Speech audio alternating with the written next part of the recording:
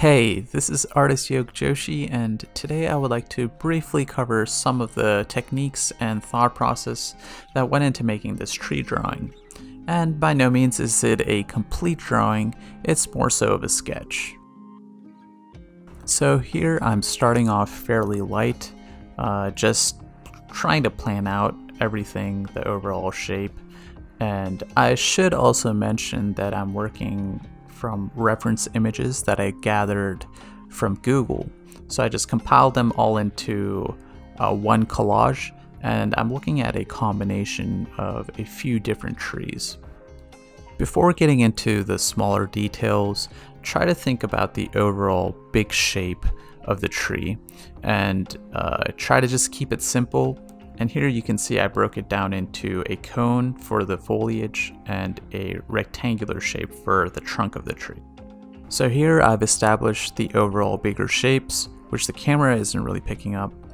But now you can see I'm starting to get into the details of the foliage. Now, if you're wondering what pen I'm using, this is a Uni Power Tank ballpoint pen, and the tip is 0.7 millimeters in size. And the reason why I prefer this pen over other ballpoint pens is because it has a fine needle-like tip, whereas other ones will be a little bit more rounder at the base. And I just find that with this pen I have more control and I can make finer lines.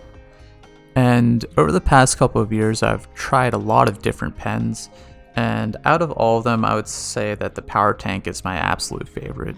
So if you're interested in checking out this pen, I'll leave a link down below.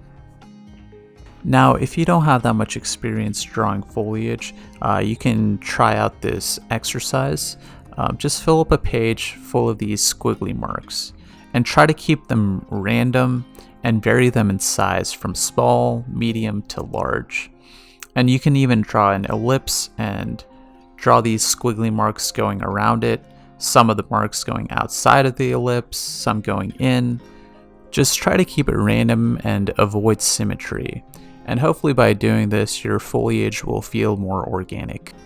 Just to clarify, this is how you would draw foliage if you were far back where you can't make out any of the details of the individual leaves. So I'm just completing the outer lines of the tree, just finishing it up.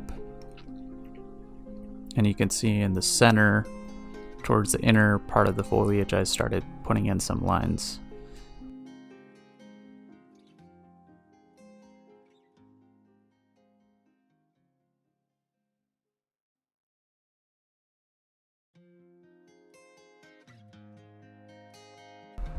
And to give some visual interest, at the base of the trunk, I added a big rock and also included some grass.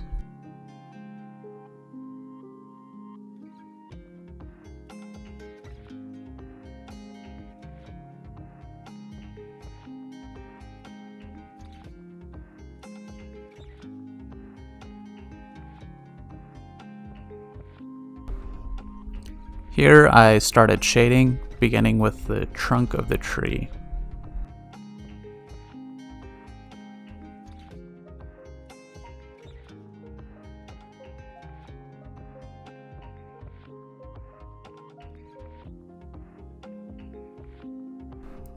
You can see that not all of the trunk and branches are visible, and that's simply because there's a lot of leaves overlapping it.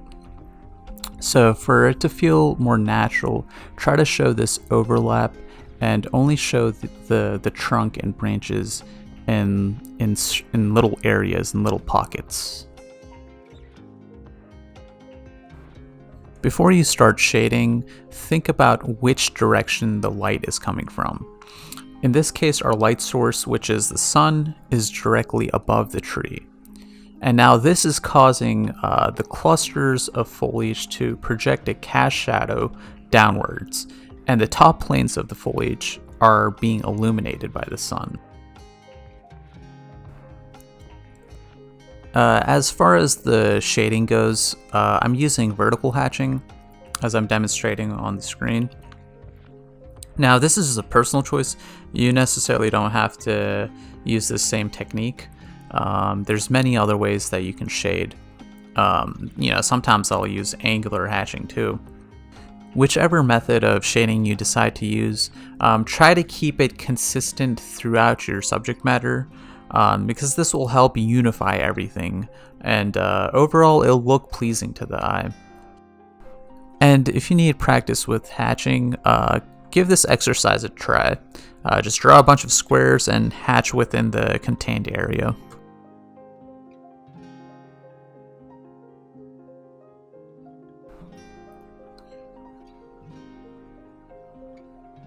And now we'll just spend some time filling in the shadow areas. You might be able to see I've lightly marked some shadow shapes. And again, these are being created by the clusters of foliage that are directly above it.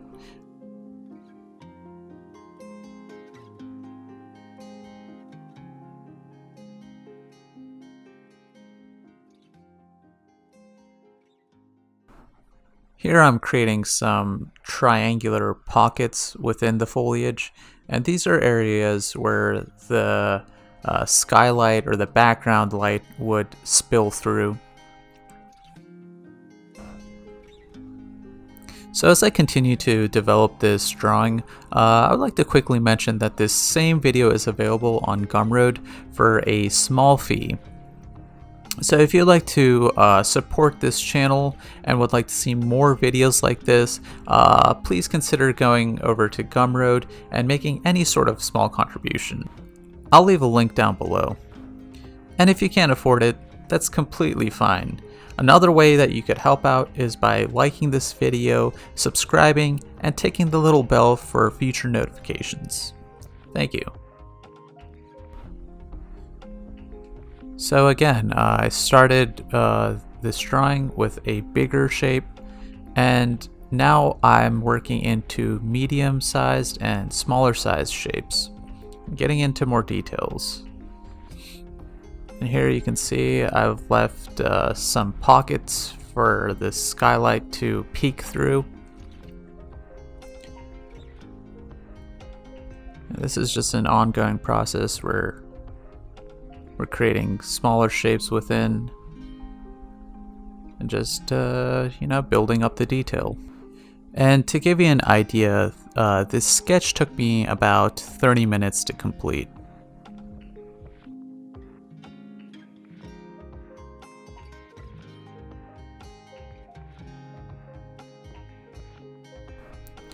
And here I'm going into the shadow areas and creating some darker values.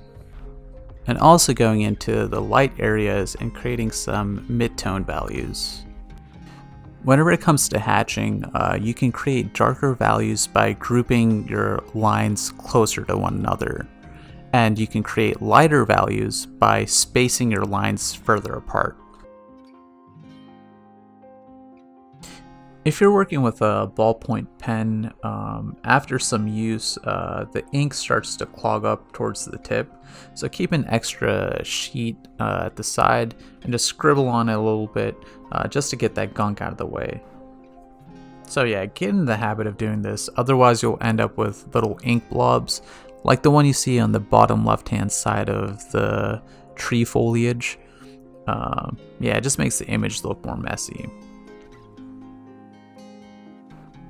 So now I'm going into parts of the tree outline and giving it a second pass of bolder line work just to make the tree a little bit more readable. Now there's a lot more that can be said about drawing trees, but I'm going to save that for another video, which I'm actually in the middle of preparing as we speak. And just to give you an idea, I'll be covering the topics of gesture, shape language, volume, and characteristics of trees. So if you would like to stay up to date and know when this video is released, please subscribe to my channel and click the bell for alerts, and hopefully I can teach you a little bit more about trees.